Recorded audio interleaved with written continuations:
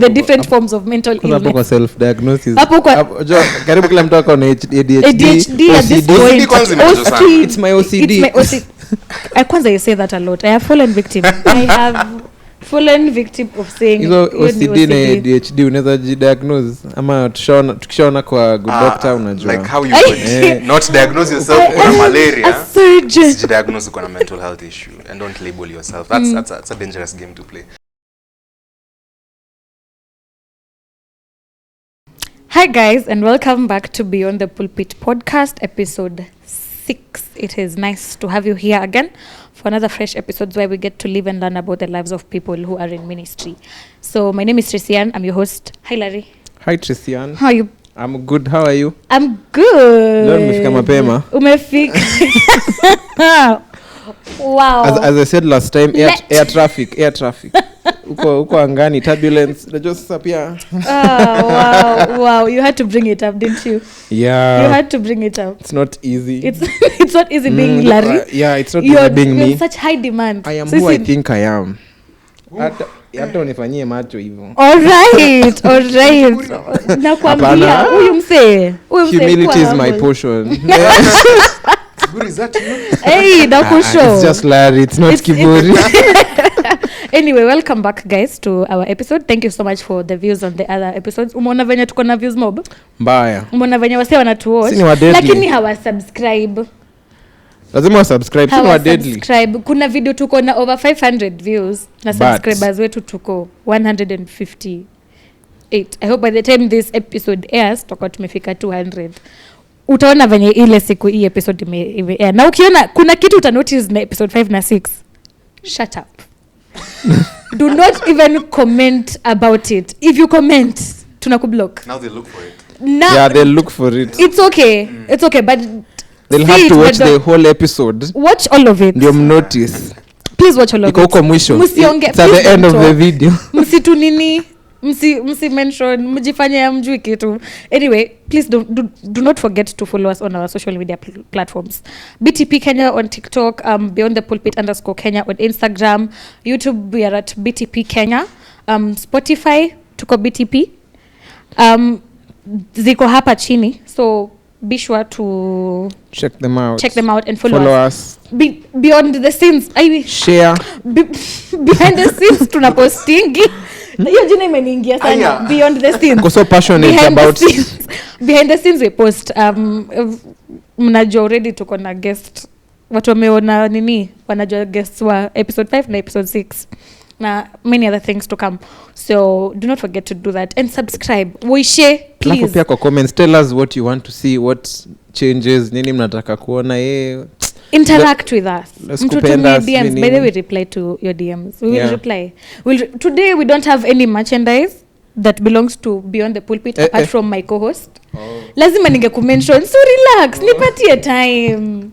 Nilikunotice kababa. Relax. We don't have merchandise today, but don't worry. If you still want your merchandise, you can order. So DM us.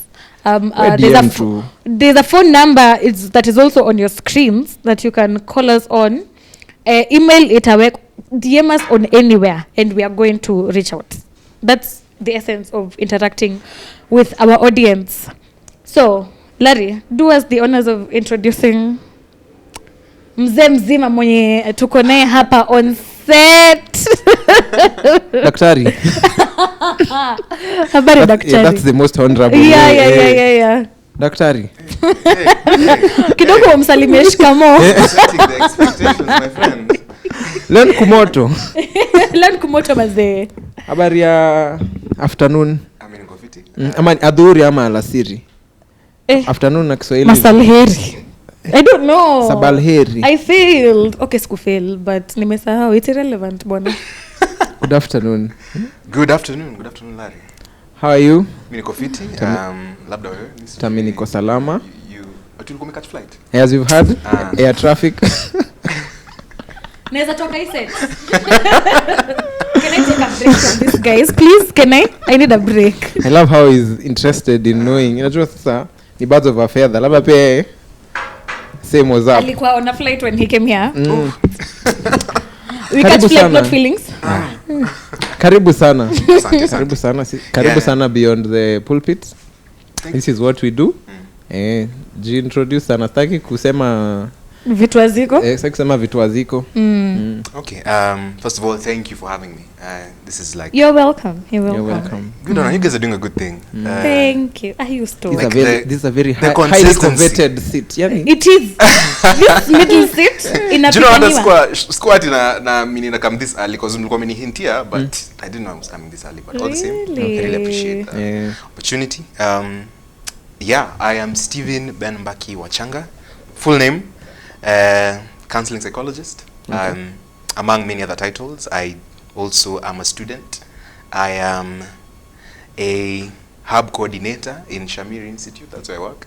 I am also a musician, singer, songwriter, and other. Songwriter. Yeah. Okay. I yet to be released though, but that's where. Ndio maana uko hapa. Eh. You will give us the inner. You see, we have no. You will hint. Listen. Hinting is good. You will. You will. Yeah. Utatu.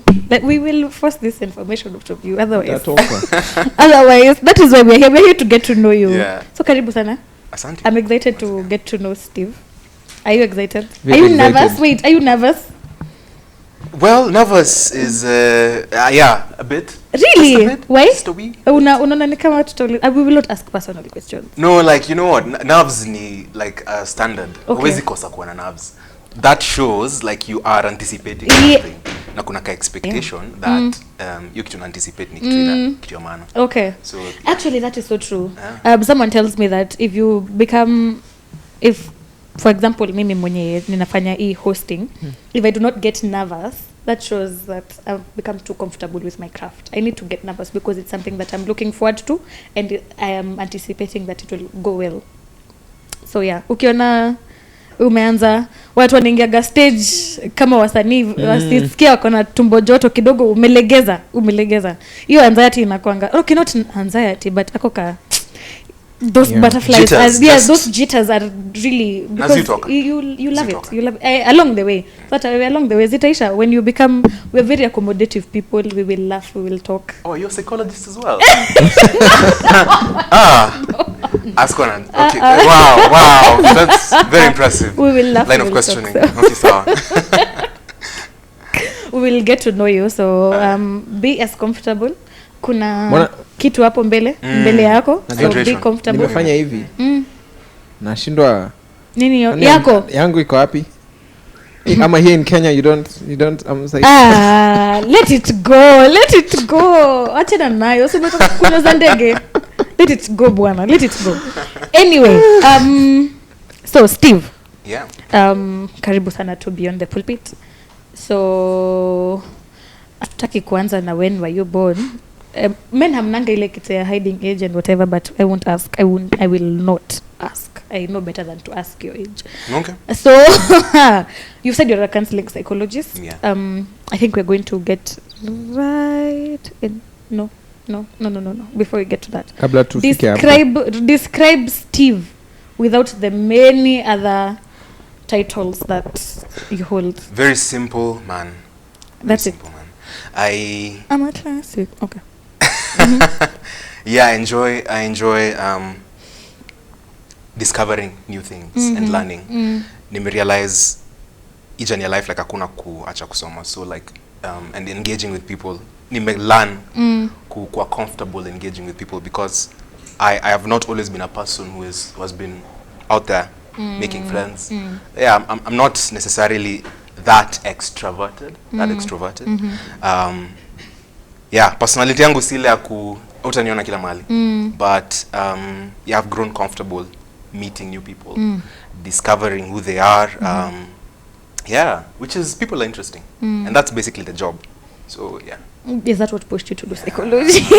Not really. That's an interesting story, but yeah. No pun intended. No pun intended. I see. Okay, let's start with your journey in psychology. Now let me start with what prompted you to do ni course gani ilikulead to clinical psychology? Okay, so when did it all start? When did you discover you have a passion in psychology? Imegawanishwa hivyo. Nimesema clinical. Yeah. So imegawanishwa. What is psychology? Okay, tuanze na definitions. Tuanze na what is psychology? Well, it's a field that basically encompasses all the things that have to do with human behavior, how they think, how they act, and psychology basically has theory, schools of thought that zina outline human behavior in a like what is it that we, how is it that humans behave in the way that they do, ni nini na wa inform decisions zao, like is it a personality factor, ni vile wamelelewa, is it an issue of environment yenye wako. So all these things, that's psychology in a nutshell. Yeah, all has to do with the study of human behavior. Kuna different branches. Hapo ndo nangojea tufike. There's different branches of psychology. There's a number, she said clinical. There's clinical. Now in the clinical setting, they basically, now hapo ndo utapata kuna medication involved with people who practice clinical psychology, because what make assessment ya mtu, and they will determine what condition that they have, and in that instance you will find that they will be in a position to prescribe medication. Okay. That is if that person needs. Counseling psychology basically deals with the talk therapy. Talk therapy, watu wanakaa kwa room hivi. You guys have seen it in films. You've seen it all across social media. Yeah, it's therapy. Mnakaa chini mnabonga. Someone gets to understand you.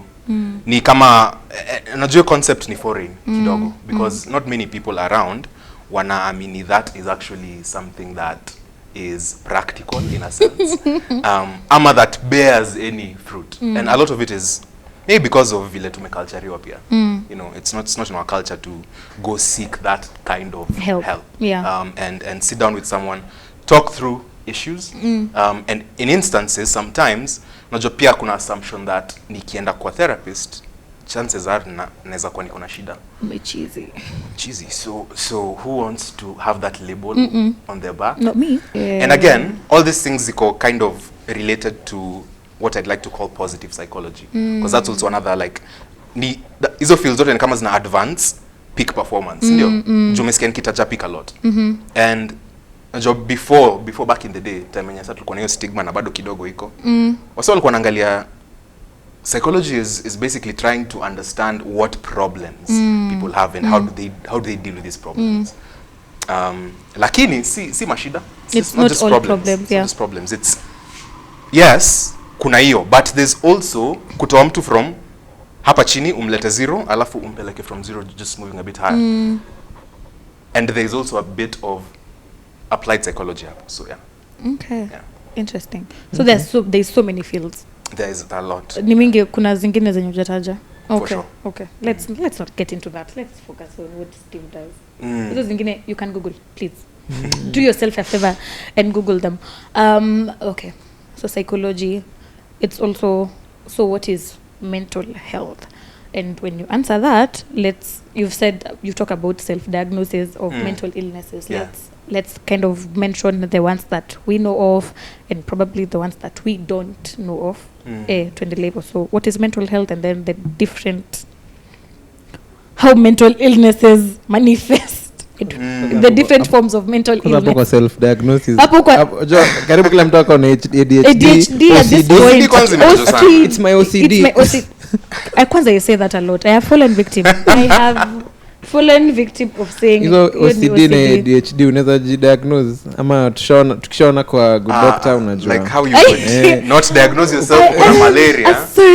Diagnose with a mental health issue and don't label yourself. That's a dangerous game to play. Jupia, I think at some point self-diagnosis inapointing to I want to understand really ni nini inanizuia kufanya kitu fulani, so you're kind of looking for an excuse in some instances, not in all the cases, kama watu wa zodiac sign, but yani confirmation bias. So that's why I do these things in this way. That's why I do these things in this way. It's not necessarily a disorder. It doesn't have to be a disorder. Na watu wa zodiac signs na ingine inaitwa akina phlegmatic au say Yeah. What are those those are called? personalities. It's only temperaments. Yeah. Na sasa I'm a Libra, I'm a Scorpio. I'm an Aquarius.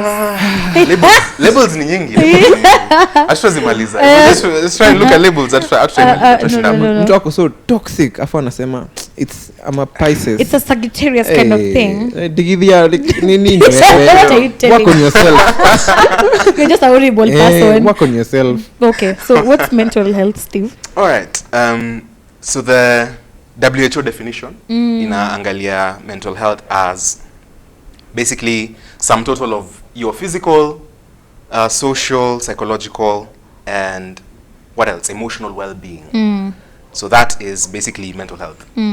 And so it's not just what's happening in your mind. Yeah? Kuna, yes, hatuwezi soma watu akili. Psychologists don't read minds. That's Absolutely a do question. not read That's a question They you don't get a read lot. minds. Yeah, they don't Nafikiria read nini, Steve? minds. They don't read minds. They infer from behavior. Unaangalia vile mtu ana behave na kuna patterns because we're creatures of habit. Tuta behave in certain types of kuna rhythm na vile tuna behave. Yes, unaweza track. Mimi huamka hii saa. Mimi ni mtu nakuanga active in the morning. Mimi ni mtu napenda kufanya hivi. This is where my passions are. This is yeah. So that's how kujijua. Watu hupenda kujidefine and yeah. Okay. And tuendelee swali nitauliza later. Okay, sawa nilikuwa nangoja ulize. So that is the WHO definition of what is mental illness. Mental illness. So to diagnose mental illness, kuna kitu ya muhimu lazima first of all ionekane. That illness must be causing functioning yako ya day-to-day life for a period of time ikuwe affected. So if I was operating, kuna angalia graph, na kidogo yes kuna kuanga na zile kushuka kidogo alafu unarudi back to baseline, unaendelea unapanda kidogo, like the usual do, your rhythm and flow. Now when you find yourself you've gone down your graph, alafu kashinda hapo kidogo, those symptoms zimekaa kiasi, and then now we can start to actually say there's maybe evidence of kuna kitu imehappen. Something we can track that kuna change. So it's not just that I am feeling sad today. I'm depressed. Ama nimekam set, niko na anxiety. I always feel anxious when I'm, all these things. Yeah, na kwanga na anxiety. General anxiety disorder. So yeah. So that's the thing. Ni kuangalia kutrack. Kuna vile graph mtu ina move alafu for a period of time ishuke alafu ikae okay, so something is off. Msi adishi bila alikuwa nakula, haongei bila alikuwa anaongea. Something has changed. Her interact tumoni sana. We don't even know where he is anymore. He or she is anymore. Yeah, all these things. So it's in what we see and observe. Yeah. Okay. So Larry, tukiona umeanza kukata weight, kitambi kidogo imerudi ndani. Sisemi uko na kitambi kubwa by the way, but iko Sisemi viko, but tukianza kuona character. So it's not something that you will do once ama in a week and then you're like amsemi niko na kitambi kubwa. Nina mention tu. Hata si usemi niko na tumbo kubwa. Usemi niko na kitambi iko. Nini usikatch feeling. Niliambiwa na bodybuilder anaitwa Silas. Ni machapo. Punguza carbs. We will get to that. We will get to that. How what you eat affects your mental health. Good. Someone track. You're good. Perfect. Naweza fanya psychology pia. Yeah. Joke. My mom will kill me. Psychology iko na maths. Unajua wase uhepa psychology akidhani hakuna hesabu. Kuna hesabu. No, for real. Ati watu. Okay, I meant to say wase ufanya psychology. Capacity. Yeah, you do statistics, you do a bit of statistics for sure, at least at the basic level. For sure, see at ile deep. Yeah. Basic. But kuna hesabu. Wase uhepea huko atijua hakuna maths. Math hizi kosa kuwa. Hata si life zetu ni hesabu tu. It's a sum total of this. Yeah, true. Conditional probability hapo. Okay. So now let's get to mention the different forms of mental illnesses that exist in this world. Tuzinajua anxiety. And that is a mental illness? Yeah, right? General anxiety disorder iko. Okay. Oh, it's called general anxiety disorder. It's not just anxiety. Yeah, there is a Tuzite disorders ama illness. Well, we call them disorders. We try and call them disorders. People will say illness sometimes, but Oh, it's mental disorders. Politically correct term ni disorder. Oh, okay. Okay. Kwa ile sasa kidogo it's severe. Yeah. Okay. Not necessarily severe, but illness kitu tunaweza track kwa mwili in certain instances. Again, anxiety is not because it's something that happens in the brain, but there's like a small anxiety, that's what I'm touching on. There's like a small peanut size almond kale kadogo. Kitu inaitwa amygdala. Kadogo but kana shout like kwa brain. It will scream. That's where it registers some of these things that we have to do kama phobias and OCD and obsessive compulsive disorder, your anxiety and your because they're kind of related in terms of some of those symptoms and overlap. So hiyo kitu like kitu tengia kwa brain yako, like you'll go through something, alafu uinterpret ingie kwa your system, alafu ikiwa kwa amygdala inakumbuka this has happened before. Okay. Na even interpret, so it shouts back na ina bit unajua kuna na logic huku mbele frontal huku mbele kwa brain. Frontal lobe. This is where you think, you do the logical, the reasoning, all these things. So the amygdala, it can shout so loudly that even your frontal part yenye inafaa kufikiria logically ishindwe so that's why you find, yes, I know I'm not supposed to be thinking in this way, lakini mbona there's something that is louder. Yeah. Oh wow. Okay. Oh wow. Okay. Watu wa OCD mesikia meaning obsessive compulsive disorder. Unajua? Mimi sikuwa najua. Si mimi nasemanga tu it's my OCD. For real? Hata OCD ni 2 years old. Angalau kuna kitu nilikuwa najua Larry. Sasa anasema it's just a obsessive compulsive disorder. So there's anxiety. Let's just bounce around the names that the common ones that we know. Anxiety, depression, stress. PTSD, stress can also qualify? Yeah. Okay. Hizo tu ndo nakumbuka. Schizophrenia. Phobias je? Phobias ziko hapo? Really? Phobia is also a disorder? Kuna phobias, yes. For sure. Oh yeah, because why kwanza nimekumbuka yangu nimesikia logically ukiwa tu pale kuna rail inakuzuia like on the balcony on this just kuna rail inakuzuia kuruka.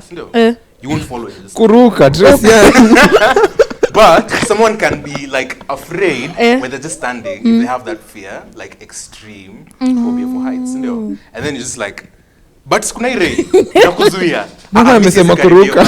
Siwezi karibia. Oh, that's a and they feel like that phobia and it's causing anxiety. Okay. Ina cause distress to the point that unapata labda mtu hawezi hata ishi kitiko flood. So yeah, there's some certain phobias. What do you have phobias? Let's do you have phobias? I don't necessarily think I do. Any? Let you kuna phobias undiscovered. Phobia. Niko na phobias. Yeah. After ama nini inverse ya phobia ni the opposite. Nishaona but anyways mimi niko na phobia niko kwanza claustrophobia. I used to be afraid of heights. Same. I'm also claustrophobic. Yes. And then tiny ones. Mine is but unapanda mat. Yeah, hata mimi nataka kuongelelea mat. Mimi nataka kuongelelea mat. Unaona venye tunafinyangwa. Mnakaa kwa kiti ya 3-seater mmekuwa watu wanne. That one creeps me. Or when we are standing in line or we are standing somewhere, uko his side, there's someone in front of me. Be quick to call it a phobia. Okay. Again, because it really cause discomfort. But you're still going to the extent of facing that. Still doing it. Okay. Yeah, like unaendelea tu kupitia through those spaces. Even when watching films, one like tight spaces kama caves. Kuna caves are underwater. That makes you so uncomfortable. I get so uncomfortable. Or tiny rooms where you can hold this wall and hold this wall. You can't stretch your hands vizuri. Sasa ukishika bed sitter. When I was a kid, I was afraid of basically everything. I was afraid of crossing the road.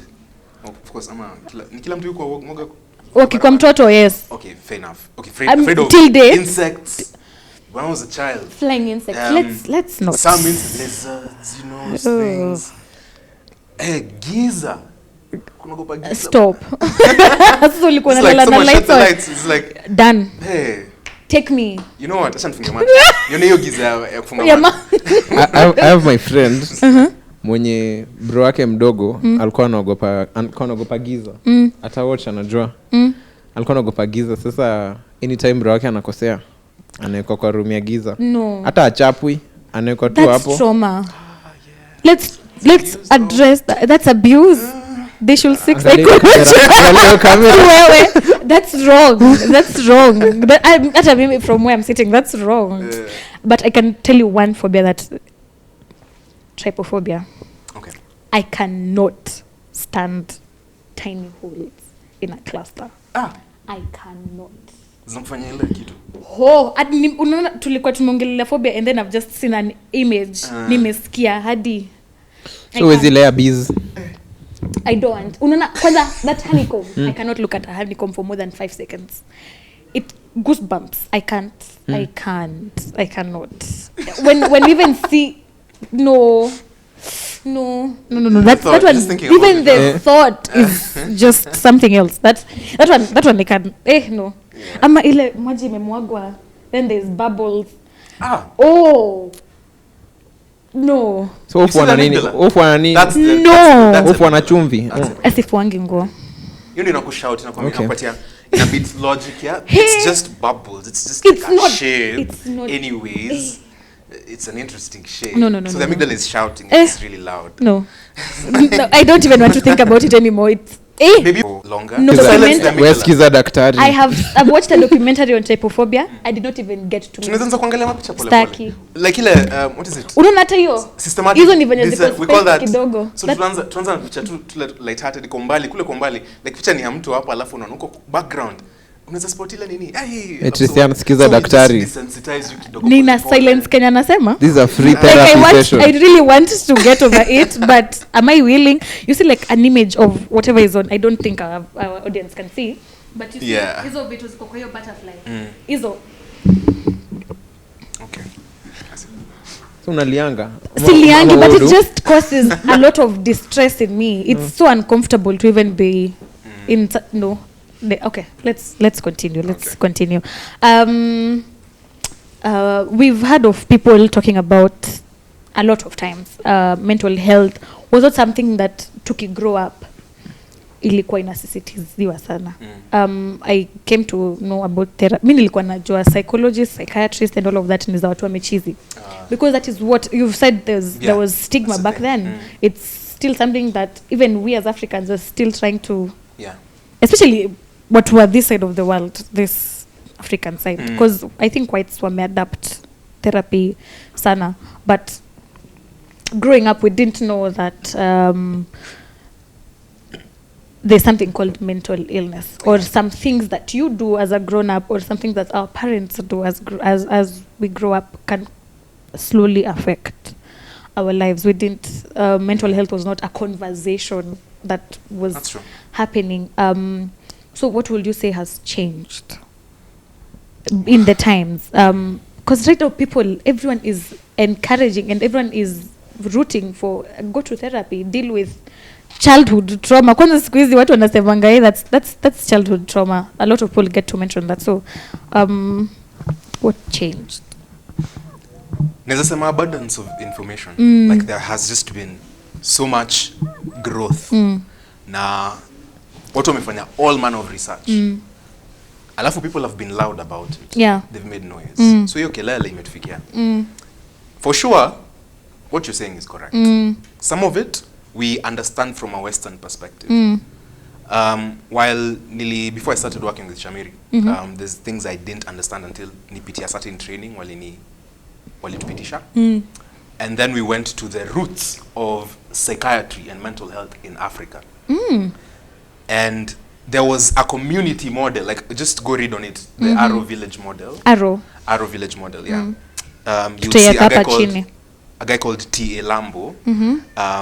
Alikuwa amesoma, like, he had gone really far in reading about psychology. And he was trying to apply a community-based healing model for, like, understand how some of these disorders manifest. Because si ati wasi walikam waka maybe that we didn't have the labels, but for sure you would have been able, even back in the day, before we understood what depression is, to know that kuna mtu hayuko sawa, there is something very wrong, and maybe there was a term that was used in the communities, and that's basically what that your training ilitufunza is.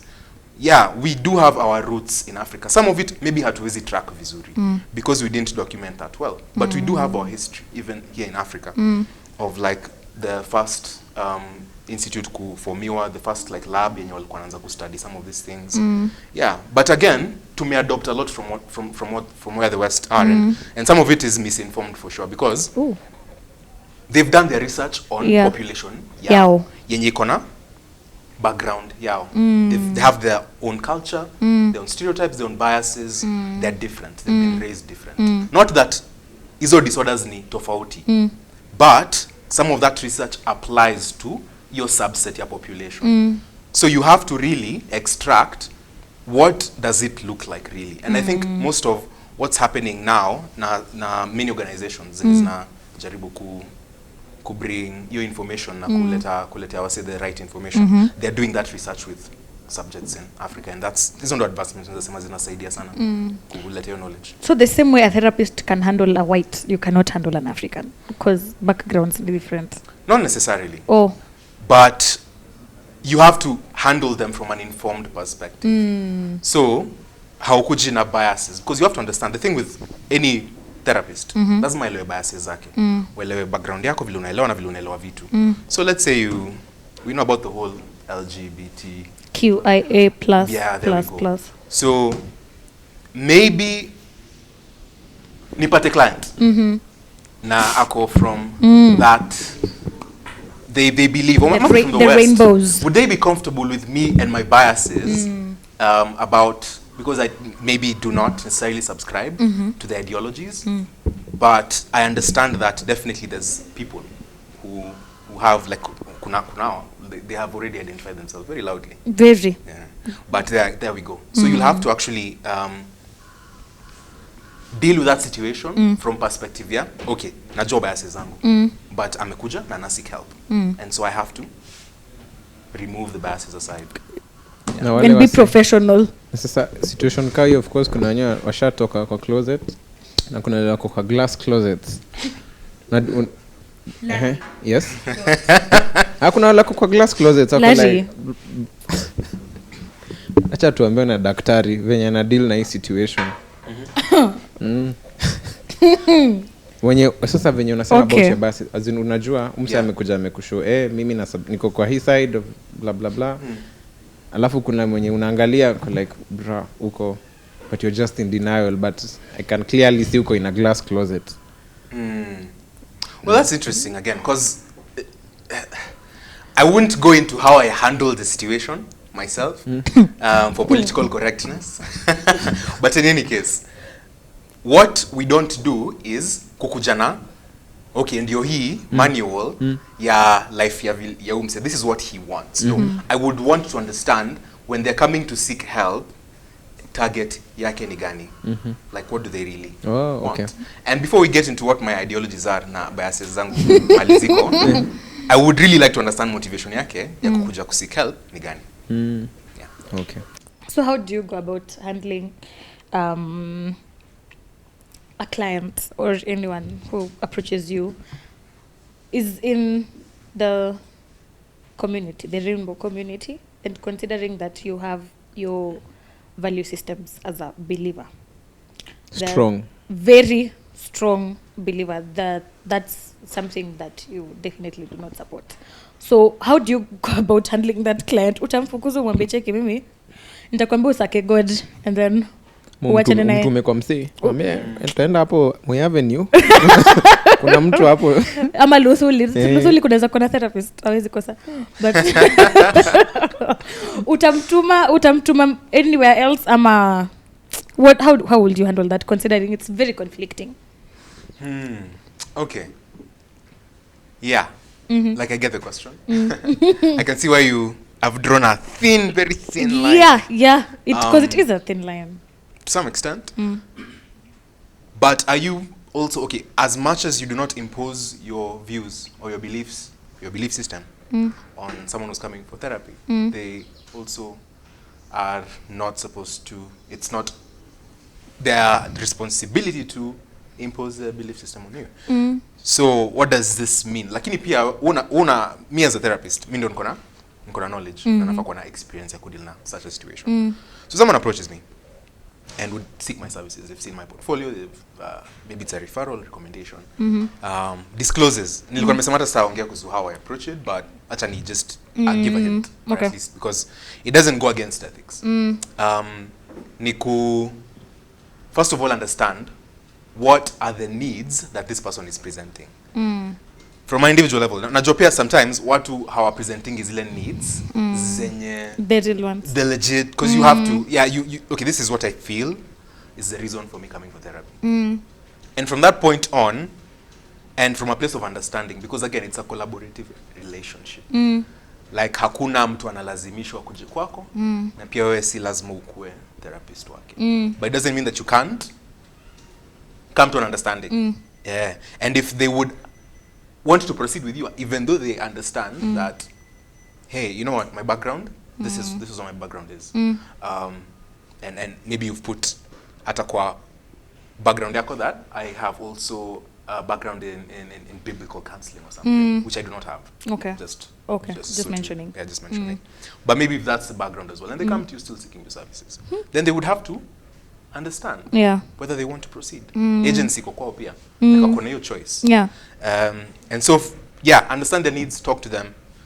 And in some instances, there can be a relationship that is formed, and it can be beneficial, such that you're able to address even the needs that they did not present.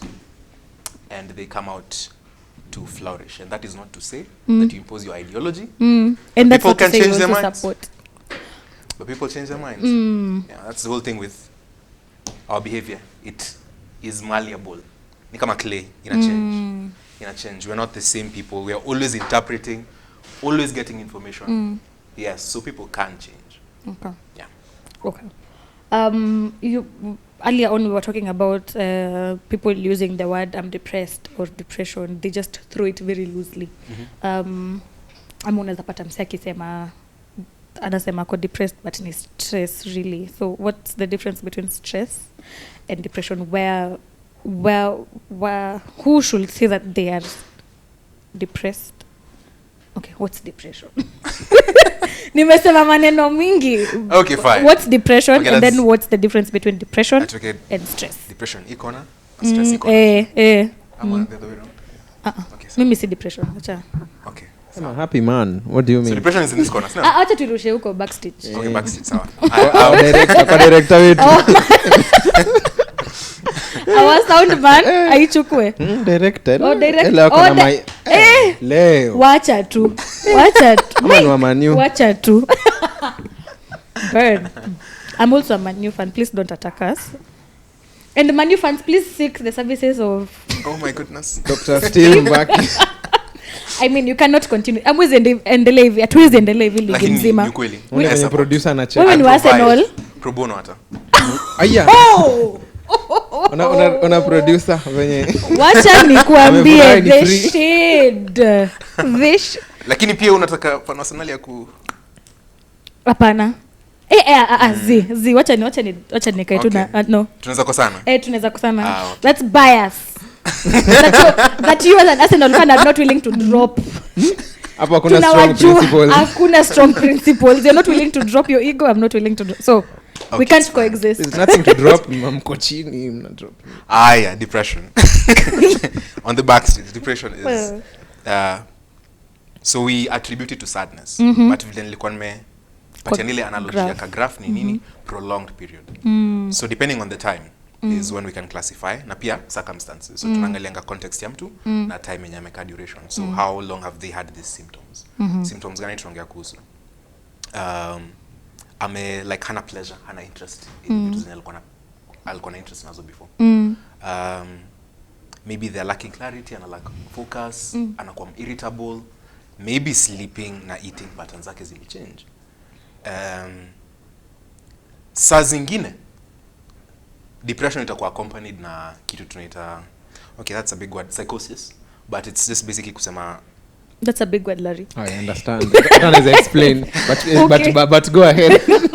Ama pathology, ama tuseme anaanza kufikiria vitu zenye, okay, they start maybe to see things that are not there, hear things that are not there, perceive things zenye ziko. Oh. Yes, it can be accompanied na hiyo. So psychosis tunasemanga mtu sasa anaanza ni kama unajua natoka kwa kidogo reality and now they start to and it can affect someone to that extent. So and even to the point of suicidal ideation. Yeah. So some of these symptoms tukizilist. So you just check against umekuwa ukifeel hivi for how long. Hakuna hata sex drive anymore and now okay for someone who's in marriage there's no sex drive, that's why it's can be monitored. Yeah, and all these things. Yeah, so maybe they're not going to work anymore. It's affect. Okay. Just locked in. But then again, saa zingine haikuangi that clear for people to see because sometimes we miss the signs. We don't see people as they're going through real issues. Tunaonanga wakiwa kwa contexts. There's a really interesting ad. Football team nito Norwich walikuwa wametoa time ya it's just creating awareness on suicide as well. Walikuwa wamenyesha fans wawili kwa game. Those Did you two see men. it? Those two men. Yeah. Did you see that ad? Yeah. That was like really powerful in terms of the message. Oh, the message because was think about it deep. in that context. And it's true because wanapatananga it's very deep. The message was very deep. Larry The message was very Much to explain for the sake of those who have not seen. wow. So these two for people the sake of wanna our watch. audience. audience. Our Our viewers. audience and Larry. for yes, for our audience.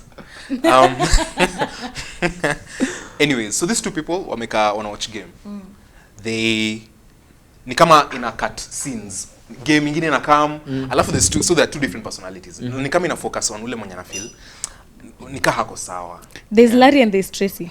There's Larry and Tracy. So Larry, they sit next to each other, so they always talk on hey, leo game itaendaje. So kuna ule mwenye ni active na kuna ule mwenye nikaa manzi hayuko hapo, nikaa anazona nafikiria kuna mawazo. And then your ad inakupeleka nikaa like that ad is almost showing you this one is the one with the problem because it's clear to see.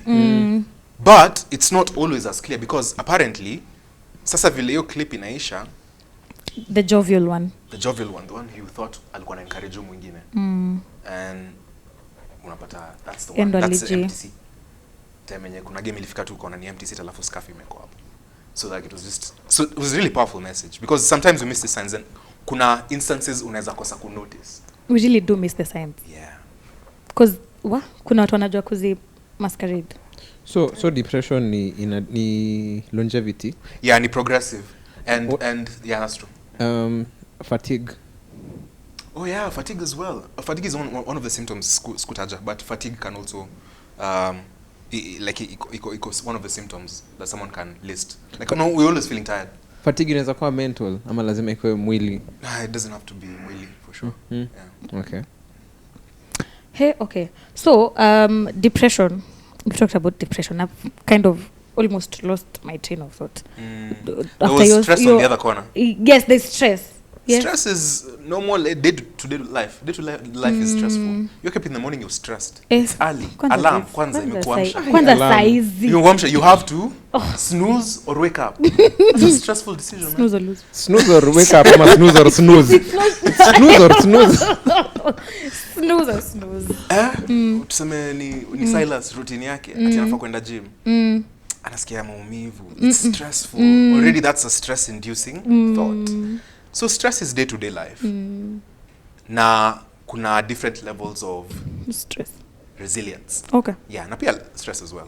Na yeah. So kuna ile day-to-day but sa kuna chronic stress. You know, when it's sasa inaanza sasa kuwa shida and it can be diagnosed as you know this person is struggling to cope. Okay. Because if you're able to actually go through stress, because stress sometimes is beneficial. Yeah? In what way? It's beneficial because we talked about it like when we started. When you're stressed before something that is significant. Yeah. Yeah.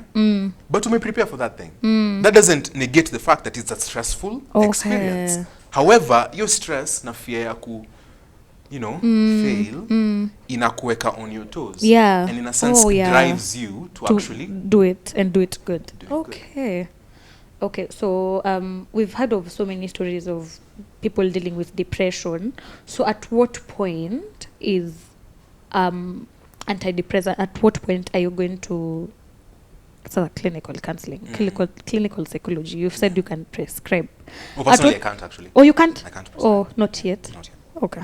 At what point will you look at a client and say, anyway, sasa, where? We need to prescribe some antidepressants. Now, that is a whole other canon. Like, tunaenda sasa kwa rabbit chasing ingine. Because when we come into ISO medication, some of them are actually side effects zake zinakuanga quite bad. They're really bad. Unapata medication, like, it will actually cause a drug that is supposed to help you deal with depression is one that can actually cause you to develop psychosis. I mean, as a cause, wanza ku sometimes feel you're lethargic, ama ni kama hauna. What's lethargic? Okay, ni kama hauna nguvu, like really mechoka all the time.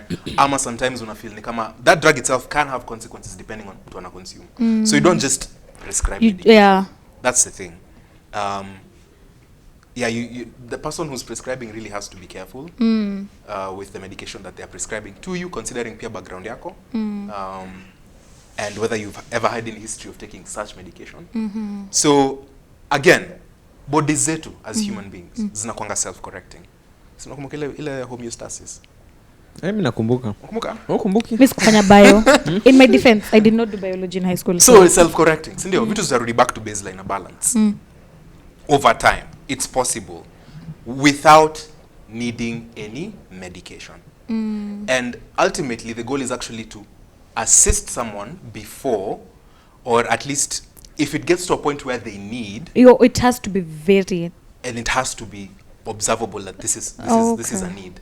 So you don't just go giving people medication because they want. That medication itself can be addictive. And it is like iko listed hapo, like itakuwa hizo facts and whatever nyingi nini it can cause whatever, some the side effects are this. So, yeah. Okay. And some of those drugs are significantly addictive.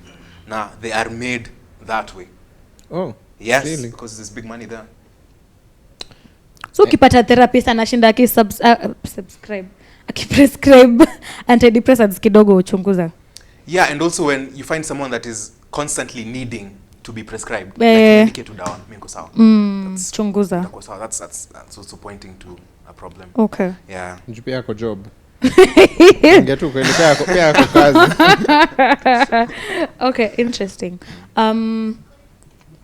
It is I know it's 30th of September, and if our audience knows this, I don't know if they do, but September is Suicide Prevention Month.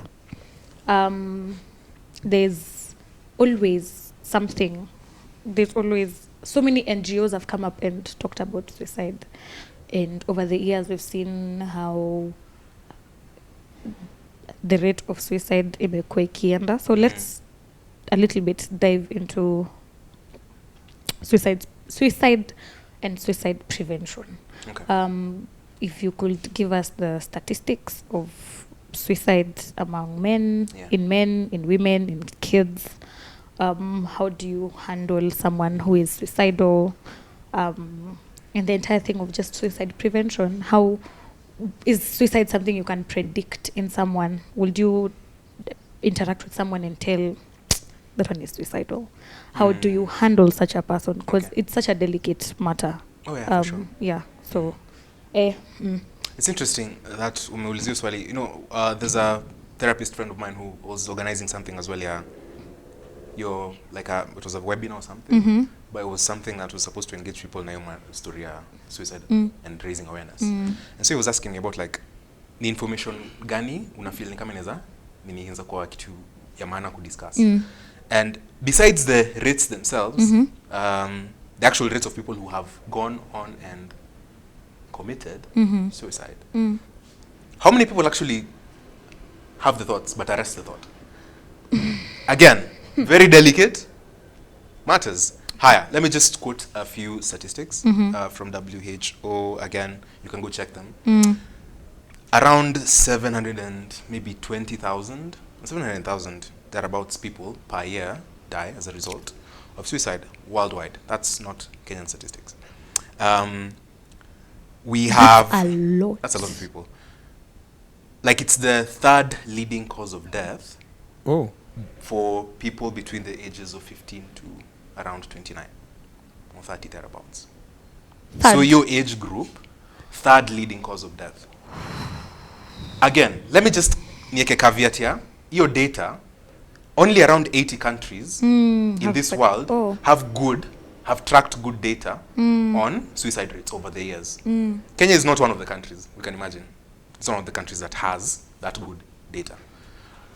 But I can imagine, labda tu kuhint, ni either ume interact na mtu mwenye amokuongelesha kuhusu someone who has, or you know someone who at some point has. And these are stories that I have heard from countless people. Yeah. Just recently. You definitely know someone who knows someone who knows someone. Yeah, for sure. So while the data is scanned kwa certain countries, so 80 countries worldwide, you know, 40% of, at least 38% up or thereabouts of the countries that have good data. But sasa tunaweza infer from there. Kama hawa wanatupatia hizi statistics, how many cases go unrecorded? We actually do need to do better. I think that's a need for researchers to get the right information from. Okay, so how is it manifesting huku kwetu? What is the actual data? We hear stories, but do we track this information? Yeah, and again, kuna stigma mob sana na suicide. Yeah. Some people won't even want to report. Ama wanataka hiyo kesi ikwe recorded. True. As you know, this was a statistic of someone who... This is suicide. Is a shameful death. Even when the reporting on people who die, even celebrities, they don't openly say it's suicide unless it's leaked information. Because you'll start kuna kwanga na yo blame game. How did you not notice that they were suicidal? So I can yeah, the ones who are left alive ndo wanakwanga na all the questions for sure. Again, some data as well in terms of how it cuts across gender. At least I know for sure in the US, the suicide rate amongst men is 4 times that of women. 4 times? In today. In the modern world, it's like 4 times that of course, when men tend to attempt, wanakuanga more successful at seeing it through to the end. Again, we also say that women have better social cautions. Wakona places mobs za support system. There we go. And they are able to better emotionally express what it is that they're going through. I don't know whether that can be translated back to what is happening in our country. I can't say that for sure. But there is definitely, that's maybe there's also need to see how it cuts across gender in our region. To jue nani wako affected more in this day and age. Were we seeing more successful at attempting and actually going through? Yeah. You've talked about men. So, history men's mental health versus some men who men wako stoic. Sasa stoicism versus men's mental health. Wenye wanaume ati hawataki kuongea. Maybe that's why men iko higher, because at least wanawake mnaongeanga, mnaambiana, mwanaume anakufanga tu na shida zake. So how do you deal? What's your hot take? Hey, there's no hot take, honestly. I think it's just a matter of with guys. For sure, more ladies would be more open to seeking therapy than guys. You need standard general. Ask 10 ladies and 10 guys. Where would you ever be open to seeking therapy? Maybe there's a good chance of the 10 ladies, more will respond yes to that question than the 10 guys who will ask on. Just when the tool is a random people, let's see whether. And that's true for sure.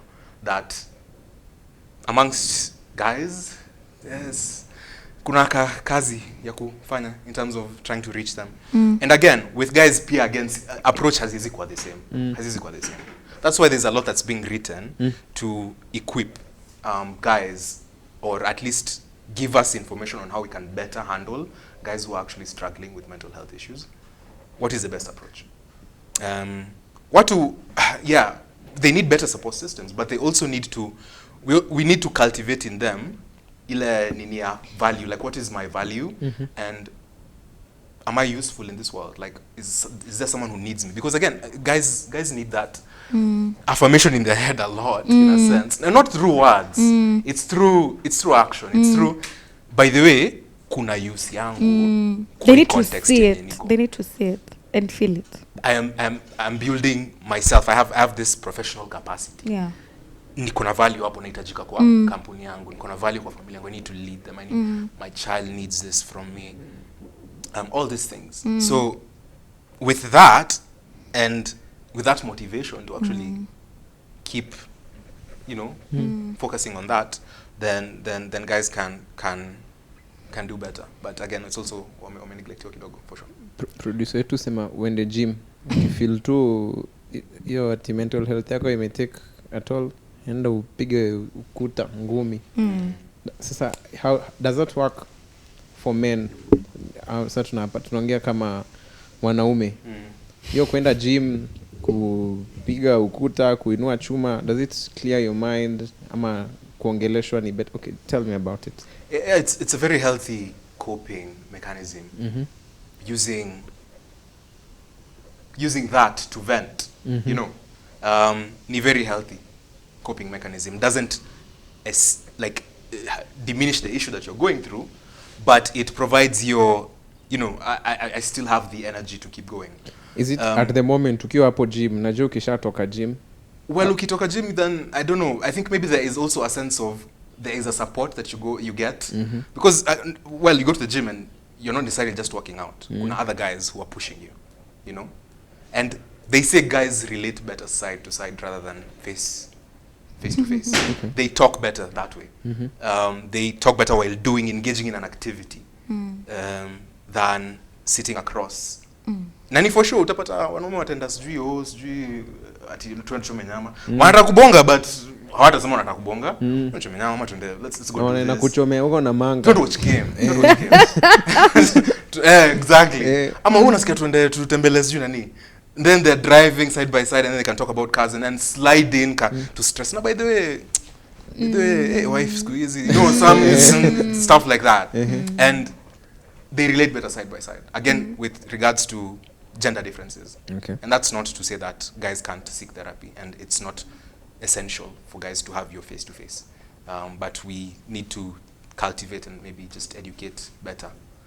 Raise a generation that's more aware about wanaweza pata your usaidizi. Okay. Because even the thing with therapy, and this is what I usually say, perspective, inakupatia hiyo perspective. Na hiyo, I am going there and I'm seeing myself a bit clearer. So this is how I behave. So this is maybe mahali imetoka. All right. So you mean I can try and employ this and this strategy? Okay. Yeah. No, unajipata there's a confidence na build ndani yako. Yeah. True. They still need to raise awareness on men's mental health, because I feel your stigma at hizo figures zimepeana za men being the rate being 4 times higher than the women, and I think there's a sikuna kwanga na men's mental health. Is it November? Ishapita men's mental health. When is it? I don't know, but ilipita, but September najua ni take a man out. Please, we're not here about talk. No. But ilipita. You can call the month before September ama hiyo ingine. Acha hata ni Google tu. Actually, don't know the month myself as really? well. Yeah. Acha, let's just give it a minute we Google. Yeah. And I think it's beautiful because the stigma around men seeking help inakwanga June. Yeah. Sorry. Iko pamoja na ingine ya no shave November ndo nilikuwa nafikiria ni men's mental health, because they will actually go. Who comes up with these things? I don't know. Binadamu atakuonyesha mambo. I think it's nice even as we continue in life. You could raise awareness. It's actually June, I think. It should be June. Nini yo? June or ndo amesema ni July ni nyingine ya marine bo. Ama July. No, June is also that. It's also June. It's still that. Yes. June, yeah.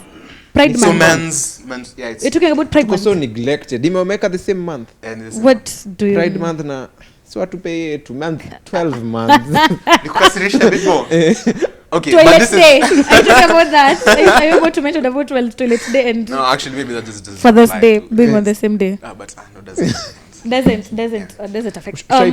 Ushaipata mse amekam therapy mwanaume okay, anyone but me sasa nauliza kama mwanaume umemsikiza waka unashanga bro unapitia kinyi hata mimi napitia like anakuongelesha uko like brother I can relate me too lakini huwezi mshow sasa pata si therapy hapa sasa tuongee sasa hata mimi napitia the same thing. Are you allowed to do that though? No. Again, if you no you're not. If you recognize that so tunaitanga counter transference like there is a sense of naona umtu okay unaanza kuona by the way inani like it's almost like he's living my life na pitia the same struggles if it is causing if it's going to cause you to by the way I need to maybe deal with myself my issues first before I can address their issues then at that point you refer that case you just be like by the way it's causing and again all honesty because mesha builder counseling is just like man hizi vitu unasema zina hit close to home zina hit close to home one way or another and I feel as though it even makes sense and it would be hypocritical for you to kind of to cancel and wewe mwenyewe you're going through the same thing you're like in a sense but again some people will just block that somewhere and continue and proceed. I think the tendencies that I really hate and when I use the word hate I'm not using it very loosely is when you see maybe when mostly men are interacting with young boys or even mothers talking to their young kids and they're like wanaume waliangi I'm a real men don't cry kuna ile stoicism that they are imposed and then now they grow up to know that men don't cry men don't talk about emotions men don't do this and this and this hizo ndo vitu zinaweza fanya I don't know it's just it's awful to know that hiyo ndo inakuanga mentality ya wase huko nje but again with the generation that is there right now of mothers and all the awareness that is outside here I think we can when you umesema there's going to be a lot of awareness and trust me I think I'm going to raise my son to know that he can cry he is supposed to cry whenever na kuangalia cause umesema hata si about that hata nataka kwanza ku digress hata I'm not talk about that you said your son I have a friend hata alikuwa ana talk about his sons wa kwanza daughter wa pili daughter wa tatu daughter kasema try wa nne maybe another daughter oh that's so cute though it's okay wote ni wangapi sasa ni wanne sasa wote wakikuja dad nails dad watafuta boyfriends watafuta boyfriends please so being suicide prevention month and we're raising awareness hii episode najua ita air way beyond but this is information that is very timeless suicide prevention should not only be limited to September so how do you handle someone who is going through amekwambia by the Tracy by the Steve maybe nataka in vile alikuwa na behave before na vile na behave sasa and if you engage with this person in a conversation okay no one will ever directly respond yes to nasikia kujui okay maybe some will but hints can be given if someone starts to call you and say they want to meet up and say goodbye or they write you a note here you know what we've really enjoyed often feeling kama anasema goodbye but they're not saying when you're like what's going on here ama they're starting to ni kama kupanga vitu zao you know some people will go to the extent of sometimes it's kuna ile yenye mtu ana plan yeah na kuna ile yenye you plan suicide some people have a plan in their head and as a therapist it's funny because there's someone I saw on TikTok there's a TikTok I saw a lady wrote it down proper 7 a.m. go to class 11 p.m. take whatever so I've just remembered that continue yeah so again in my capacity si shtuki na sitakuwa stigmatize the word I won't be afraid to use the word like okay have you had because if I question them and it gets to a point where they reveal that wakona by the kuna point na nisikia nimechoka manzi in life and then you just from that hint you try and extract information so again therapy sometimes ni kujua tu kuuliza the right questions at the right time also be a good listener and catch those hints there we go and you catch those hints And those are skills that even the random person can have in terms of conversation. Yeah. And if that person is your friend and you engage with them, again, another problem with the day and age that we are today, there's a lot of superficiality in friendships and interpersonal relationships. And again, appear like a lot of blame on consumerism. Yeah. It's we're either distracted, too distracted to pay attention, or it's only when it values me, and it's it's not meant to. I don't feel as though I have to give anything back, to that interpersonal relationship. So it's the consumerism has really seeped into culture. Now unapata sasa ina affect things. Wow. Yeah, so people can track. If you have and sit down and talk to someone, genuine conversation. Zico, the hints are there. Hints can tokea. They can. Yeah.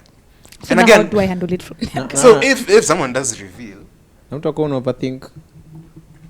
Na feel ka ingekuwa mimi in that capacity. Sasa inashindwa na kama maybe una overthink, kama maybe see that deep, maybe na kushow tu by for real una think ama msana nataka kujianalyze. Well, you know unless you ask. So exactly do you openly ask, are you suicidal? No. Well, you ask them what is going on. And that's a better question to ask. Like, hey, I'm really like tracking is so you're saying goodbye. Like, is there anything you'd like to tell me? And if they shut down, again, people better have these conversations face to face. I mean, it's much more impactful if you are there with that person. So if you're able to reach them in that instance to where they are, so give them a call and be like, hey, uko wapi? Can I come see you? Talk to you for a bit. Alafu usikie kama ko willing, reluctant. It doesn't necessarily even have to be about the message. But it's be like, hey, I got your message, but I would really like to see you in that instance. Because at some point, that becomes a protective factor. Where come the friend who is closest is possibly the person who's going to give that extra push of, you know what, let me see tomorrow. Yeah. Yeah, so it's not, again, ati kuambia watu kaini rada ati msikiange tu kile watu wanasema.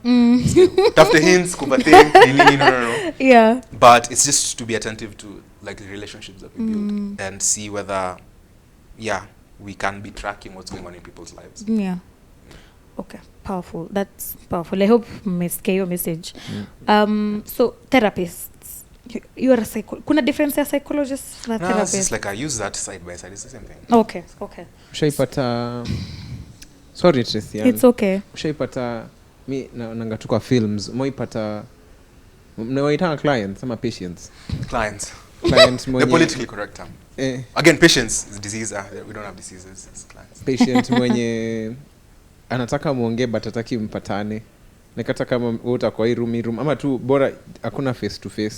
Ushaipata kitu kama hiyo, anakuambia yes I want to talk to you but atuta meet. Honestly I haven't. That's an interesting one. I have not encountered such a case. Anakusho maybe tunaweza kwa same room but kaya kunaweza kuwa na enclosure. I've seen that in films. Really? It's almost like you're going for confession or something. Confession stories vitu kama hizo. But confession, okay, but I just junajua ngumu tumenya ku behind the nini, but anyways. Now from confessions I think I've gotten I have like 20 questions in my head, but let me before this one escapes my mind. When someone comes and during a therapy session a confess to a crime, what is the moral thing to do? It's what you're obligated by the law, not just the moral thing. When someone so confesses, you're actually required. You're obligated. So and those are things that you lay out before you guys start therapy. Confidentiality ni guaranteed for every client. And that's like a standard. Yeah. But also even in relationships, like you just don't go around saying people's stuff. There we go. No one likes that. Even in podcasts. More so in therapy.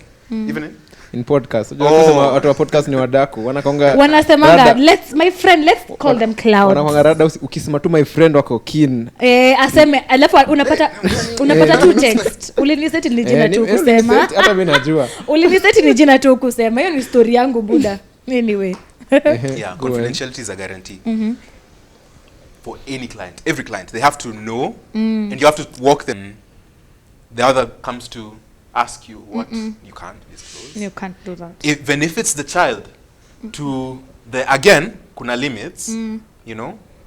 because there are instances you might need, the child might give information that you might need the guardians if they allow you again. So even the children are protected within the law. But kuna places mtu anaweza breach confidentiality. Mtu akidisclose anataka kumada mtu, anataka kucommit a crime, ama amecommit a crime. And they're just confessing, and they think that is confidentiality. They can be protected there. Yeah. Hey, manze, you wanna kwa fix, man. You become an accomplice. Yeah. To, really? in a sense, you know about what has happened. Yeah, but okay. So if you withhold that information and legal processes start to kick in, and you'll be like, okay, so why didn't you? You're an accomplice. Why didn't you report this then? License gone. Yeah, that can be grounds to revoke someone's license for sure. So don't go spilling your secrets. Don't go spilling secrets. Just don't commit crime. Don't commit crime and think that a therapist is going to protect you. Yeah. Seek Christ, please. And thanks. Aya, nime lose train of thought tena. Why am I losing my train of thoughts? I think it's because I have so many questions jumbled up. As a therapist, unaweza kuwa therapist wa an entire family. You've talked about spouse coming to you. Yeah. So you come, maybe they are going through family issues, so you are a therapist to each and every one of them. The husband comes and tells you this. The wife comes and tells you. Is that allowed? So if who are you not allowed to be a therapist? Let me put this in context. Okay. Kama husband amekuja, yeye anataka individually, yeah. Akakuja kwako. Alafu your wife baadaye ama the vice versa. Yeah. Akuje baadaye aseme mimi nataka services zako. And then you find that they're trying to undercut you in a sense, be like, hey, hapa. But then also they have to know, okay, I'm seeing your husband, and that's like like there can be a conflict of interest. Yeah, there can. If you guys may not be free to disclose certain things because utafeel ni kama nitaambia mtu mwingine. Are you comfortable with having me as your therapist? Again, confidentiality. It can work, but those are circumstances that you might not want to put yourself as a therapist. Yeah. But if it's a context yenye, okay, we'd like to have family therapy, or you started to see one of the nini alafu aka disclose, by the let me just pitch it to the family whether we might want to have a session. Therapy. Yeah. Session. Okay. Yeah. A lot of times we hear kenyozi hajinyoi. That means you cannot offer your own services to yourself. Do therapists have therapists? Because I can imagine how heavy it is to listen to a million people bringing their problems to you listening to them and probably offering solutions. Is that overwhelming? Let's start from there. Is it overwhelming? It can be overwhelming. Mm-hmm. I know of many a practitioner who have disclosed that they are sometimes just like nimechoka. You know, it's too much. It's becoming burdensome. You know, so it's usually said like after every 6 clients or so that you see, and you want to have that outlet yourself. So unaweza seek mtu mwenye labda ako a bit more experienced, maybe a mentor in the same field, and have sessions with them, or seek therapy yourself. In a sense, actually for therapists, it's required that you go through therapy. Vo uanze like hata upatange license wanasema ngopitia therapy. Okay. So yeah, you go through that yourself, but again, because it's a progressive thing, and consume trauma za watu, na under the pressure to provide kind of a magic bullet to everyone. Yeah, in a sense, because that's some people they won't say that outright, but it's the expectation. Fix my life. I want someone to fix it, which also is a problem in and of itself. You don't have, because we do not offer solutions. We say something about solutions. No. We help them help themselves. We extract that. Your information anakupatia ndo unatumia. Kumpatia perspective. Ndio this person aweze ku look inward a bit better and understand, so this is what is stopping me. And I can do this and this and this to help myself at least get through this situation.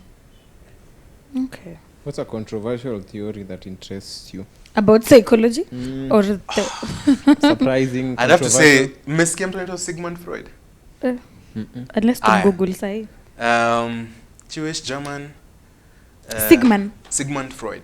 So he's the founder of the psychoanalysis theory, psychoanalytic theory.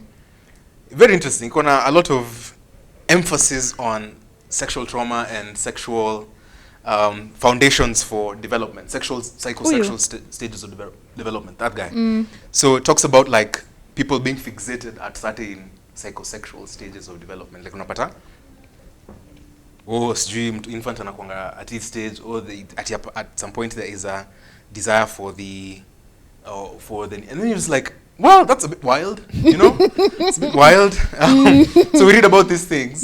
Yeah, and for sure, while he has really contributed, like he's one of the founders, you'll always read about him when you go to any psychology course. But I have to say that he's one of the most surprising, controversial. Okay. A bit wild. And also about this is now, go read information, go seek it. It's about the Oedipus complex and the Electra complex. Those are different things, but you can read about them. They're a bit... Please. Those terms already are too difficult to pronounce. Yeah. So who is eligible for therapy? Who goes to therapy? Anyone who desires. Needs to go to therapy? Anyone who desires. I underline this with, do not just go because there is a problem. If there's a problem and you feel as though therapy can help you address the situation and the problem that you're going through, if it's grief, if it's depression, or if it's the signs of depression, if you're struggling to function because of that, of something that you cannot necessarily tell, nini may happen. If it is trauma that is now coming out, you're in a romantic relationship and inaanza kumanifest, it's just affecting your interpersonal relationships, and you're just trying to wonder, hey, what's going on? So if you feel as though you need better perspective, you need to understand yourself better, enter therapy. If you also, some people go for therapy not just because they are struggling or they have issues, but also so that they can perform even better, to improve the levels of motivation, to increase awareness on, okay, najua, I am capable of this. What is truly my potential? Can I realize it? What is preventing me from realizing my potential? Are there psychological processes zenye zinafaa kuchallenjiwa? Are there thoughts that I have, self-defeating thoughts, that prevent me from actually thriving as a human being? Because focus, and I really, really like that field of positive psychology. One of the proponents anaitwa Martin Seligman. It's nika ameka equation flani ya life satisfaction. So what is true life satisfaction? Kuna positive emotions, ndio? Yeah. Una feel good moments. We laugh a bit. We come here, we watch a game of football. We enjoy ourselves. We go somewhere out. Tumeenda nini hike. Tumeenda mahali kukula. All these things. So there's positive emotions. No, it's not enough. And yo yenyewe as a nini kuleta life satisfaction haitoshi. Yeah. Kuna kitu inaitwa engagement. Ama flow. There's people who once they set into their zone. Sijuka director anakuanga hivi, but actually hivi ni kama ana lock in. Anakuanga hivyo, ana lock in. And then for them it's like time stops. They are really focused, or they're really passionate. There's a motivation about doing what it is that they feel they have the capacity to do. So engagement in whatever field. So watu wana build technical knowledge, unakuwa a skilled coder, unakuwa skilled whatever skill. It could be a talent. You know, you're a musician, and for you when you go into a studio and you listen to the notes, and for you at a time ukiwapo, you can't even tell how time is moving. That is significant for life satisfaction. Kuna a lot of weight. But underlying all of this, connecting it to a meaning. Life ultimately lazima iko attached to meaning, and meaning that is beyond just me seeking positive emotion and me just working endlessly, tiring myself for what. So there has to be meaning attached. Is there something? I have been placed in this world for a specific reason. Yeah. And many people go through their lives without really ever realizing what that reason is. Sadly. Sad. But for those who really want to seek the answers, I don't know if it was Socrates or Aristotle, an examined life is not really worth living. So someone has to examine their life. Like, ni meaning gani iko kwa life yangu? And I guess that's where spirituality kind of comes in. And this is why in this room we can kind of talk about Christ in a sense of, okay, there's something above me that is kind of providing me such deep meaning to life. And that equates very well to life satisfaction. Because in your engagement, in all these things that you do, even seeking positive emotion, itakuwa attached to hizi vitu mbili. How well you are working and how fulfilled you feel about the work that you do. And how much meaning there is in the life that you're living. Okay. Because meaning can't be in things that are passing. So say, for example, your meaning is in someone, right? I find my meaning in life is to satisfy this person. Or this person brings me so much joy, I feel like I work for their reason. Even if it's for a group of people or something. But that's the thing. Yeah. But if you place your, even if it's a partner and you guys have the best relationship, you go through life, what happens when they're gone? Does your meaning go? What happens when they pass, like, part of illness or something, and they're gone? What does your meaning then go with them?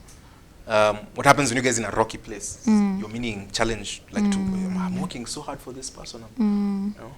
So meaning has to be in something that is, that's where it got attached to something that is kind of existential, like above you. Yeah, it's above you. My existence counts for something that is greater than me.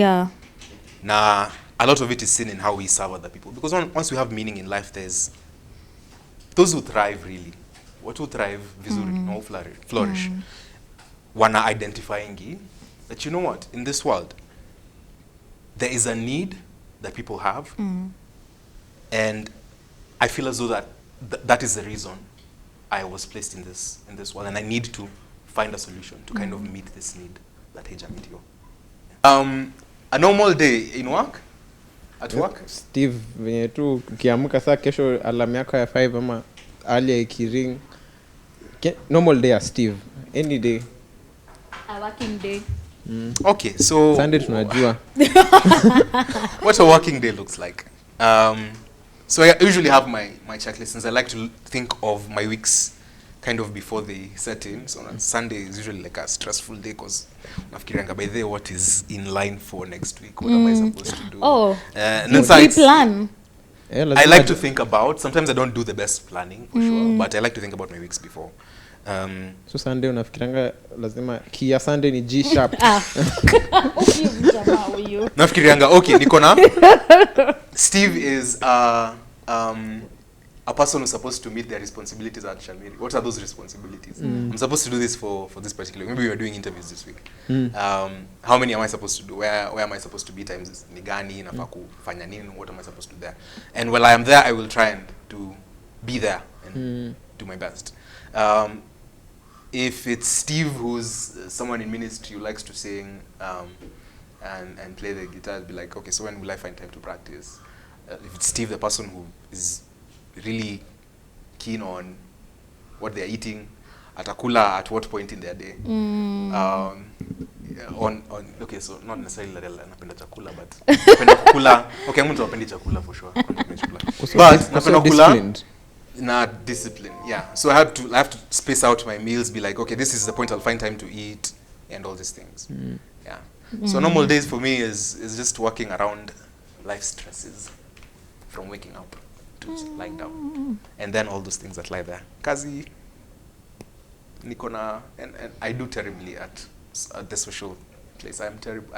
I need to work on that. I need to work on that. Okay. I need to actually do better on my social life. So the physical life, as Steve worked out in his day, amekula vizuri, all these things, amejiweka vizuri, keep whatever. Steven is professional. Steven is married.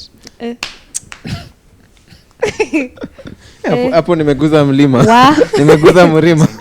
What? Larry, what? Do you see a ring here? Did you? Are not paying attention? What? True, but siko in marriage. Okay. Yeah.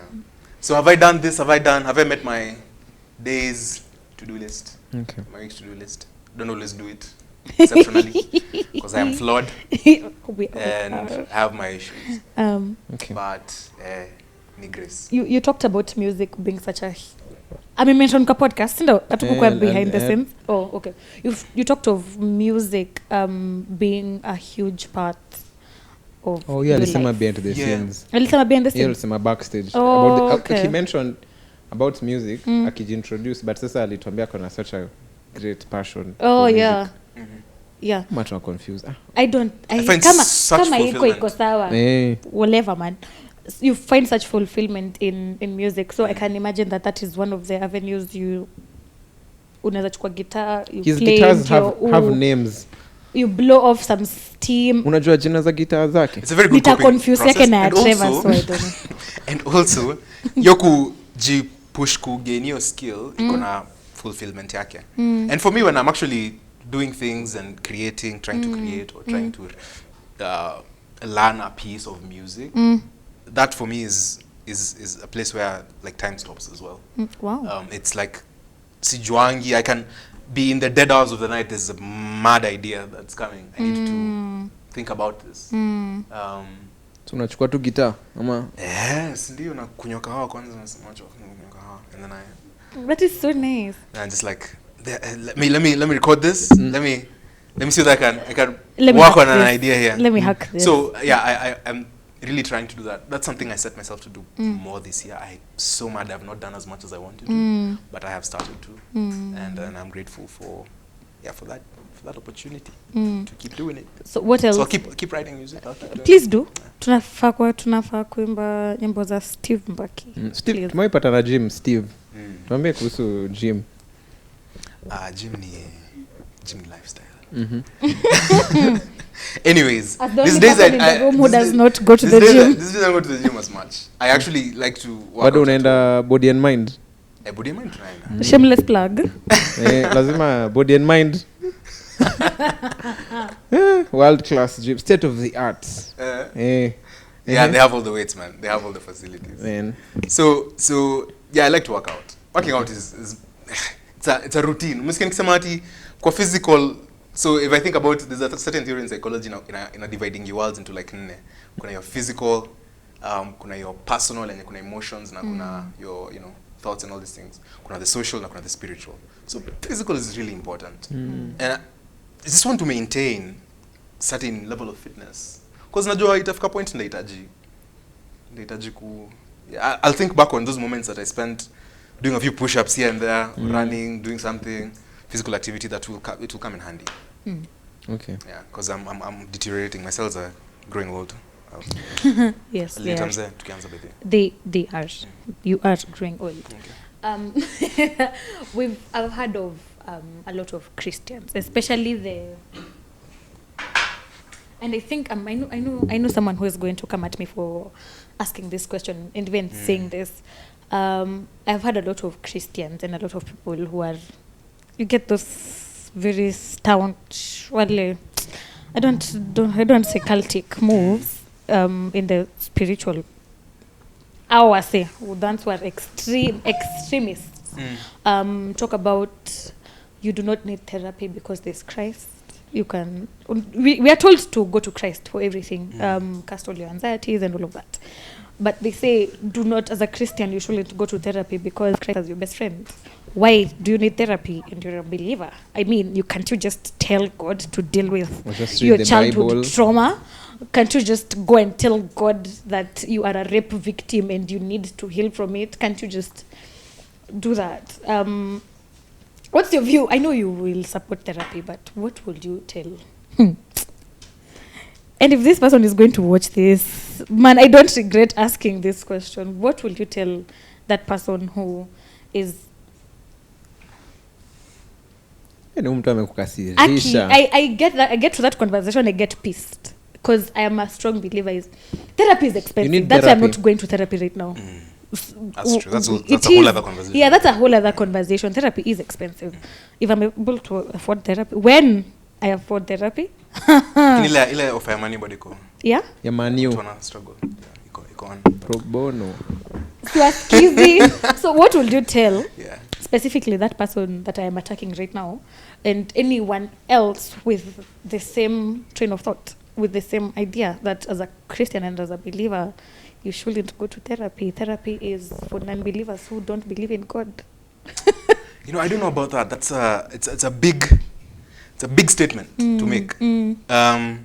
What I can say as a response to that is God, through his providence, has allowed so much insight. And just some of these things we say at is may pluck you off from the air. Yeah. Like someone is just going to no. They come from science being applied. People have observed people doing certain behaviors and have understood that there are certain situations that it would be beneficial for you to seek that therapy. And it's not to say that you're seeking someone to provide solutions, because ultimately the therapists that are here and provide solutions. No, it's not. They just provide perspective, because all problems, all disorders, all things come from an issue of lack perspective and lack proportion. Yeah. When someone is indulging in whatever food and akule sana, they become, they develop an eating disorder, or they have such an issue with their body image and they keep puking the food. They want to kutoa akikula, and then they become there's that too, anorexia and bulimia. Yeah, there we go. And so all these issues come from a place of mtu haja amekosa proportion, amekosa perspective. And if someone who's trained, because therapists are trained, and you'll have to check their credentials as well, but come to them through training foundations of like the origins of human behavior and the school itself, the psychology itself will develop over the years, and they have that knowledge, they would be in a position to really provide that perspective and put in you a sense of proportion again. That is not to say that it negates the effect God plays or the role that he plays in our lives, because he does also provide us with such a sense of meaning. Kuna kitu imenifikia kwa mind size. Okay, thank you for answering that, and I hope you've had therapy is expensive. I can't afford therapy, but I still want to be better. I still want to perform better in school or in my place of work. What can I do to ensure that my mental state is in a good place? Okay. You can't afford therapy. I can't afford therapy. And therapy is is there any way you can address the government of Kenya kwanza kukuwa na sha uanze kukava hizi vitu? Oh my goodness. Oh wow. What do we have in this country? Anyways. Like this tutaifika, but wait. Okay, I would say for the person who cannot be able to afford these services, and they would like to know how they can improve their lives and their life outcomes better. I think they just need to subdivide them. They're different. Let me go to what I said about like the 4 parts of you. Like you have your physical world, you have your physical, your body, and all these things. How on top of keeping that in check are you? How are you monitoring your health? Are you monitoring your thoughts and your feelings as well? Because we are a subset of like the physical, the emotional, the cognitive, like what's happening in our minds. So if you're able to track all these 3 things and unaangalia vile inajimanifest kwa your social life, so just be more attentive to life. Let me just finish with an analogy. Yeah, if we would say, or ukisema analogy, we are actors on a stage, and your life ni performance, and you kind of have to play your role. Then there is a responsibility that's put on you to actually meet the role. Perform, follow the script, all these things. However, there is a tendency of kujisideline na kukua una observe story ya life yako ikiplay out. So you're there in the consumer stage. You're just there, by the atadu wa na unajiona. So I'd say there is just look there, it's a subset of decisions. How are you making the decisions you're making? how can you make better decisions? We're always seeking to improve. Now, for sure, how to figure the ideal. Even when you have all the money, you have all the, you have achieved all the goals that you desire. I don't think you ever get to achieve all the goals. But if you do, to that extent, there will always be an ideal and you must strive for. Yeah. There's always another mountain. You'll want to go to Mars like Elon Musk. You take people to Mars. You'll want to, which is fantastic. But all the same, So be active in this role you're playing in that stage of life. Okay. I think I've gotten to learn a whole lot on mental health, and I think there's still so much that we've not covered, a lot, because we're still getting to discover. You never get to know yourself completely, but what you've shared here, I know as Tracy, I've gotten to learn a lot, and I know Larry pia anaweza sema amelearn vitu more. Podcast iko so informative. Very informative. Sana. Tulikuwa tunaongea backstage na producer. Akisema sema that was his goal. And it's beautiful. Thank you for being here to share with us. I know there's so much. Thank you for having me. There's so much that we've not talked about. This is your chance to now shamelessly plug your services. Jiuze. Ambia wase wanaweza kutafuta. You're a consultant. You're a absolutely. They can reach you for They can reach me. help. I won't necessarily provide my number. Don't do that. When you are serious, listen. If you are serious DM, in where DM? tuongeleshe vizuri, we will do that, but talk to them. Waambie wanaweza kupata. Yeah, you can definitely find me. They know me, and they provided a through pass of like reaching them to reach me. If that is what you would desire to do. I'm pretty sure they would keep your information confidential. Very. And I do offer therapy services. We all just have to get to an arrangement of how that goes. And I've just remembered there's a very crucial question I wanted to ask. If I am looking to seek therapy, what are some of the things I need to look at in a therapist and be like, because I've heard of people talking of, I'm looking for a therapist, but kuna mwenye nilienda hakunibamba. Okay. So how do I settle? How do I come to settle for a therapist? And I'm saying like, but this Steve or Lucy somewhere is the one for me. Okay. So as a client, just think which gender do you want first? Would you because there's preference for that. You might be more comfortable disclosing information to some of the same or some of the opposite. So consider gender gani. Ako age group gani? You know? Do I want someone who's younger than me? Do I want someone who's older than me? Right? All these factors. You'd also want to consider their credentials. Do I want someone who has experience dealing with people of my age group or people who have my belief system? So they kind of lay out their portfolio in a sense. I do this, I practice this, and psychologists will have their bios. So check them. You can check me on LinkedIn as well. Steve Mbaki will check out what I've done, my experience from where I've practiced. If it's and that will give you an idea of the experience that I have, and tells you that I can offer certain and certain services. So when you look for therapists, they're all over on LinkedIn. I know for sure, and some of them have their organizations as they've set up that offer services. So just kuna your Google is you too. Use your devices. That information is out there. Okay. Thank you for answering that. Hata kama nilikuwa nimesahau. Thanks once again for being here. Najua watu wata reach out. Please reach out. Do not suffer alone. Thank you for, if you've gotten to this part of the episode, thank you. We really do appreciate most of you who get to watch our entire episodes. We appreciate you so much. Do not forget to subscribe, please. Tutarudia hii wimbo hadi ile siku tutafika. Hata tukifika 100k, tutashinda tu tumeimba hii wimbo. Subscribe. It costs you nothing, but it benefits us a lot. Watch the episodes. They are timeless. They're always going to be here. Share them, especially this one. I know it's going to be helpful to so many. Follow us on our YouTube.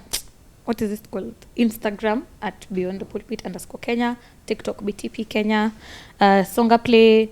Google Podcasts, Spotify. Tuko kila mahali. So keep up with us as we continue to release episodes every single Thursday without fail. Trust me, hatuwezi wangusha.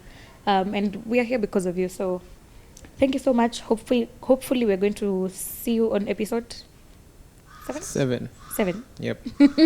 See you on episode 7. In the meantime, stay safe and make sure you've caught up on our other episodes. Deuces.